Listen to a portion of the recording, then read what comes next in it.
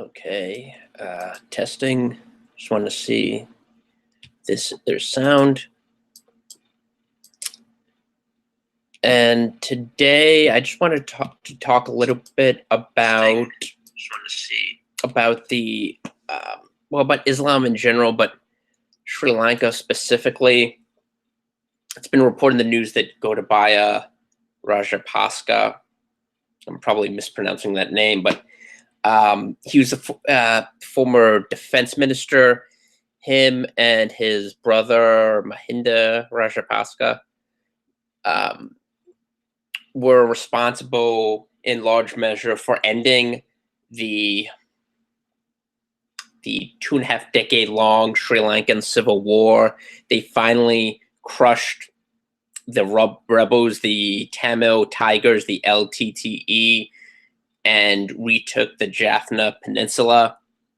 So they basically ended the Sri Lankan Civil War, which was one of the most brutal and prolonged and just devastating civil wars in Asia.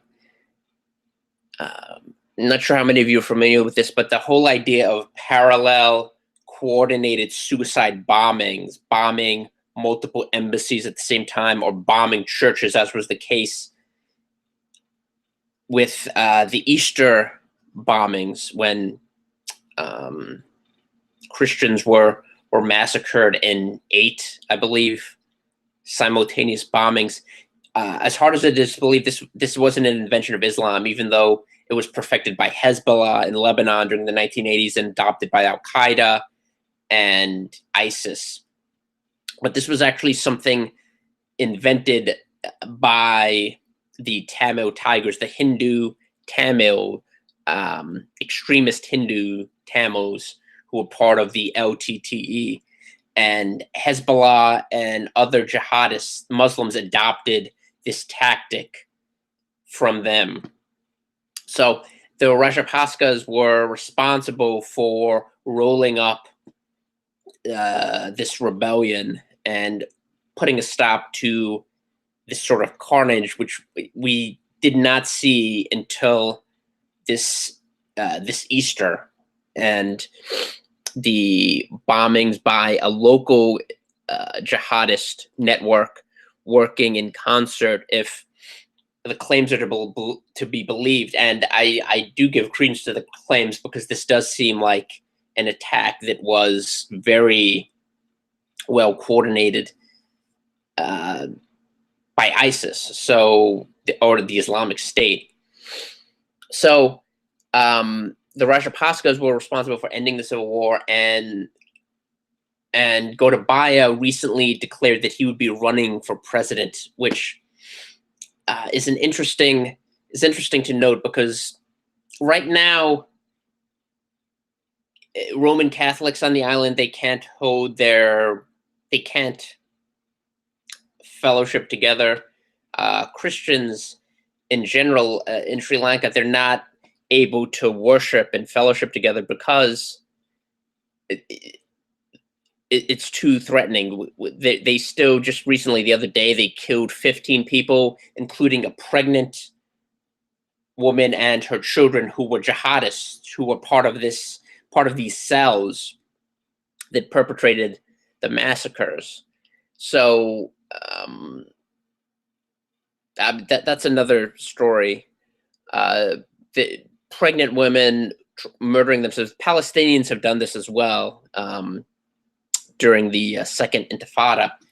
But Gotabaya Rajapaksa, is saying that he'll run for president, and that this raises an interesting question of whether the incompetence and the sort of cavalier attitude that preceded the massacres, where Islamist groups were just allowed to operate openly, whether that will change when the Rajapaksas, if and when the Rajapaksas are and I'm sorry, I'm probably completely butchering their name, but when they take power again, if they're elected in the next cycle, because um, their political rivals are the ones that are in power now, and in large part they ran against the attitude that that there's a military solution to terrorism, and we'll see how this shapes out, because right now Christians on the island are living in subjection to to jihadists, to Muslims who are just able to instill terror and fear into them, and prevent them from worshiping together, which is undoubtedly one of their goals. Now, it's not exactly parallel, because even though the Islamists are to a certain degree operating openly, they're not a military. Muslims are not a. Muslims don't hold. It's not as if they hold land and they have open army units or militias, even to the extent of something like Hezbollah, where they're holding a plot of land that you can just bomb and roll up militarily, like the government did with the Tamils, who were part of who were Tamil Tigers, who were part of the rebellion. You're not going to be able to just take a part, partly because they're dispersed to a certain degree. It's not just the northern. I'm sorry, it's not just the Jaffna Peninsula, and you're just going to be able to reconquer. It's hard to identify who, unless they're open about it, unless they're wearing burqas or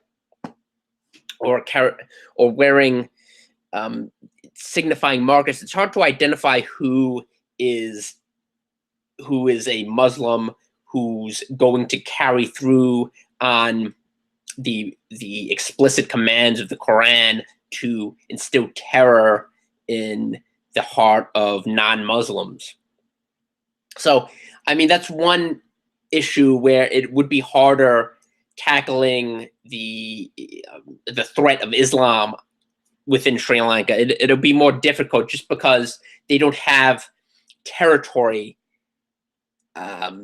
insofar as the Tamil Tigers did. So it's going to be more difficult, but I still think that they're able to, they would be able to tackle this problem partly through a national security military approach, despite the fact that you're not facing an acknowledged army that has control of territory. Just like in Burma,